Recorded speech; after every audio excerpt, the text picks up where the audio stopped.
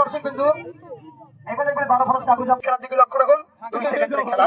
এই খেলার পরে আপনাদের দিকে আমরা আমাদের দিকে প্লিজ দয়া করে কেউ কথা বলবেন না। যার মাদল লাগবে আপনি পরে নিতে পারবেন প্লিজ খেলা শেষে। মোবাইলে আলো জ্বলছে না এটা দেখো।